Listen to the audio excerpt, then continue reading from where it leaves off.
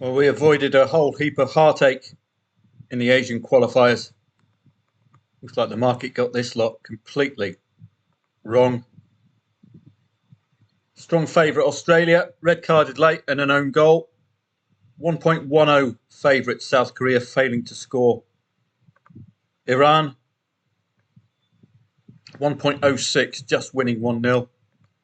So the market's having real trouble here. 1.62 Qatar going 1-3 down.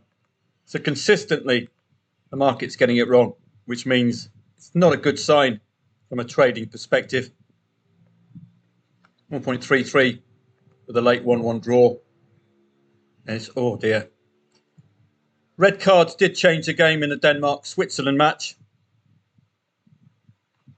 So you could have laid the draw second half in that one.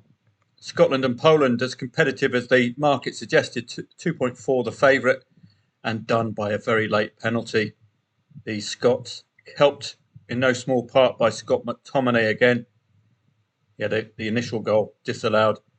So a couple of penalties for the Poles. Just bad luck. They are a poor side, ordinarily struggle scoring, and you saw that yesterday with those two penalties, as I say. Very disappointing for the Scots not to have got anything out of that. But a tough match to unpack pre-match.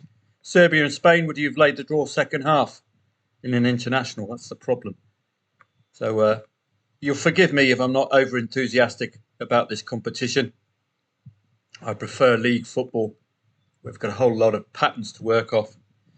And the under-21s, well, this would have been a standout for you yesterday if you go 5-0, 7-0, 9-0.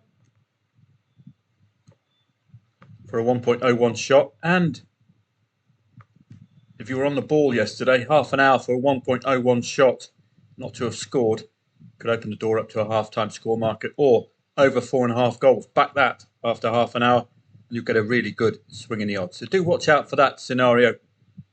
There's certain expectations that come with these short prices. With job done elsewhere, that's what you expect of a 1.07 shot, 5 goals, and some before half-time. So it's the Italy one, which is where you can turn 1.01 into a really good sum of money if you just be creative. Delay, over 4.5 goals perhaps, or 5-0, 7-0, 9-0, 4-0, 6-0, 8-0. One of those two. If you nail that, you're getting a really good reward. Today's going to be the same story as yesterday. I'm not sure if I'll be trading. It is a Friday. It's apparently my day off.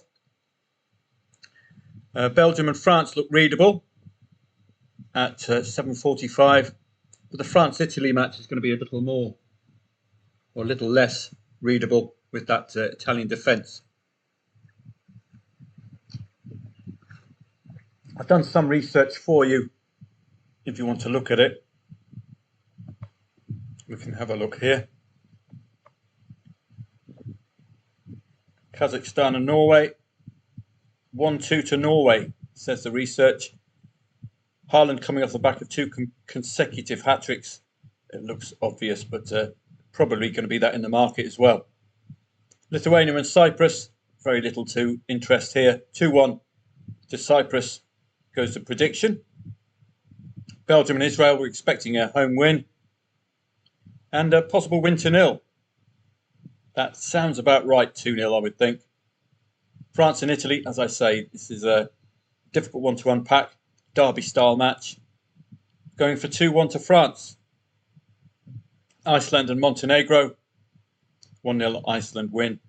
Kosovo and Romania, 2.4 the favourite. Doesn't appeal at all, does it? 1-1 there. Slovenia and Austria. A slight Austrian lead. So there's a lot of one-goal-in-it matches.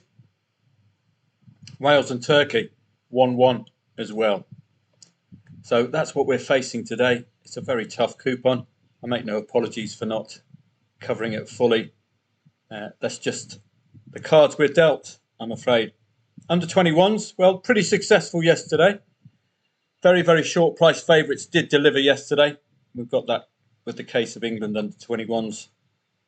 One of the shortest prices. The Swiss, France, Sweden. I wonder if they're going to do a 7-0. So watch out for that one at 5 o'clock. And if there's no goal after half an hour, you might want to go over 4.5 goals. You should get decent odds. So we've got some odds on favourites today. Strongly in play stats based, that one. And that is about that. It's a bit hit and miss this international break, I'm afraid. But we've got the football returning next Friday week. So good luck. If you're still involved in the US Open, well, it'd be worth having a look at yesterday's. Now we've got Sinner against Draper. So Draper got through yesterday. Or was it the day before? Sinner against Medvedev and Swiatek going down. You see she subtly increased her odds.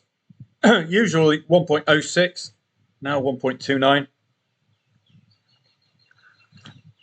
And a very impressive performance from Pegula, who's slowly ranked as well. Yeah, top 6. So 1.29. A little cavalier, I think. The value would have been to lay a Swiatek lead there. Draper, great result against de Minaur the day before, indeed. And on to today, getting deeper. Sinner against Draper. Tough one to call, but he's on the up, Draper. He might take a set. The market's emphatic. So very, very little I can add to today's tennis and football for you. I'll be around for the early kickoffs, particularly for the under-21s, if we can get any good trading angles. You saw yesterday's angles with a 1.01. Try that again today. Sometimes it can really pay off. You get a far better return than 101, that's for sure. So have a great day. You might hear from me later on, but my apologies in advance. These matches don't greatly appeal. 2.63, 2.15, don't like them. 2.4 the favourite, and internationals as well. We don't have any backbone of form to work off. Any head-to-heads you'd hope would be recent. So have a great day. I might see you around for the under-21s, but it's very difficult to get enthused about these set of matches this evening.